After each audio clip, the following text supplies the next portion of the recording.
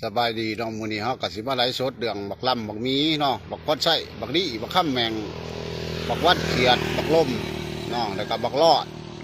แล้วขอบขั้วบักแต้มปิ้งขอบขั้วบักกีอีไซขอบขั้วบักบุญเนาะบักบุญหัวลาดมื้อนี้เป็นมื้อวันที่6เนาะที่5ที่6มื้อนี้เนาะเฮากะสิมาไลฟ์สดเพราะว่ามื้อนี้เฮากะสิได้เข้าไปบ้านมันอีกเนาะเพราะว่าติดกันอยู่2 มื้อ2 คืนมานี่เอากันนักเดี๋ยวนี้เฮาสิประกาศให้ได้บ้านหลัก10เนาะบ้านหลัก14แน่บ้านหลัก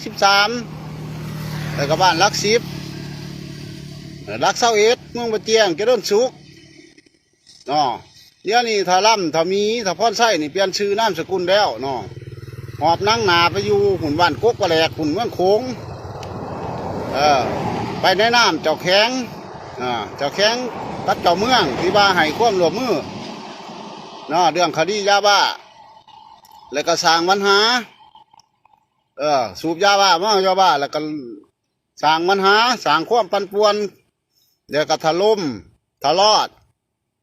ครอบครัวเพิ่นพวกที่ลงเรือลำเดียวกัน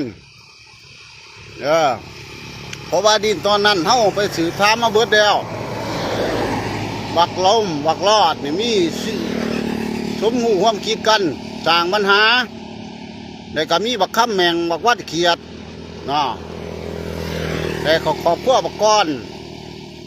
เพราะว่าเรื่องเล่าตัวนี้มันเกิดขึ้นมานี่มันก็ย้อนยังย้อนเจ้าแข้งอยู่เบื้องหลัง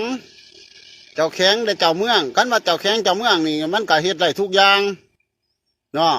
เดี๋ยวนี้เฮาสิได้เข้าไปบ้านมันอีกเฮาสิได้เข้าไปบ้านมัน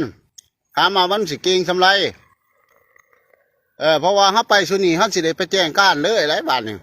บ่ได้คือเก่าได้พอเฮาตั้งเป้าหมายไปแล้วคือไปแจ้งการเนาะมีได้ชื่อพวกลังกาวนี่มีได้ชื่อเบิดเนาะเพราะว่าเฮาสิเข้าไปเฮาบ่ย่านหรอกว่ามันไปดีอยู่ปากห้วยเรือบ้านห้องขยอขย่อมบ่ย่านนะเพราะคนผู้นี้ไปในน้ำคนใหญ่ออกแนวคิดแนวหาปีนคว่ำเบาเลยแนวนั่นแนวนี่ยุกประเด็นแนวอื่นมาถมใส่เฮาคันคนมันดีมันต้องเห็นระเบียบกฎหมายอันนี้มึงบริดินในกฎหมายเดียวเพราะฉะนั้นเรื่องทั้งเรื่องมึงเป็นคนผิดมึงเป็นคนสร้างความปั่นป่วนยุแย่เกตนาแพ้ความซัวให้คนอื่นเฮ็ดตามเนาะนังนาพวกมึงบริดีบักข้ามแมงเนี่ยมี